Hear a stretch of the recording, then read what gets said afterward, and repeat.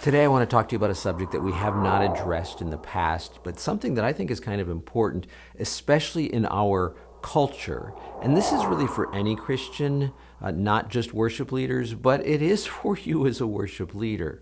One of the problems that a lot of driven people especially have is that they do not rest enough. They do not rest in God, but they don't even take the time just to rest in general, their physical bodies. And I think that's a big mistake based on Scripture. I mean, think about it. One of the original 10 commandments was remember the Sabbath to keep it holy. And the whole idea of the Sabbath was two things. One, about having relationship with God, about being intimate, close with Him, but also about resting. That was the reason for it. On the seventh day, God rested. And so it's necessary. There's a lot of people who just keep going and going and going in our culture and don't take the time to rest and rejuvenate the way that Scripture says that we should. Think about this. The original Jewish, and even now, Jewish day begins at sundown.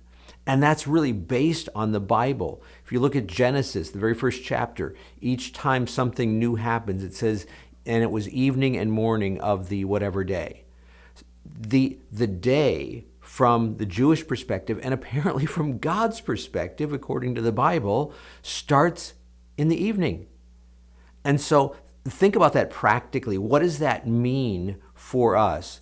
When the sun goes down way back then, when they didn't have the technology that we have now, they didn't have electric lighting, initially, they didn't even have candles. Okay, so what does that mean? They might have a meal perhaps, but that probably would have already been done by the time sundown. But even fast forward into times when they would have had some kind of technology, some kind of lighting available, they might have had a meal. But one of the first things they're going to do in this 24-hour period is go to sleep. I mean, that's crazy, but if you think about the spiritual connotation of that, in essence, what it's saying is, God, as I start this day, I'm trusting you. I'm not really the one in charge. I am trusting you in this day with my life. And then after you get up, then it's time to go hard at it, if you will, and do all the things that need to be done. But we start off by trusting. You know, there are people who pull what they call all-nighters, and honestly, just practically looking at what we just said, I think that what that's doing is it's taking it all back on us. We're putting our trust in ourselves. We're saying, God, I've got to handle this because clearly you're not. And I think that's a big mistake. So here's what I want to challenge you with in this video, is to be sure that you're getting adequate rest, to not stay up late and get up early and all of that kind of thing. Oh, I'm not saying don't get up early. I'm saying don't stay up late, pushing it both ends of the evening time, if you will. Instead, get adequate rest for your body to maintain it the way that God designed it, so that you'll be fresh the following morning to do the things that you need to do.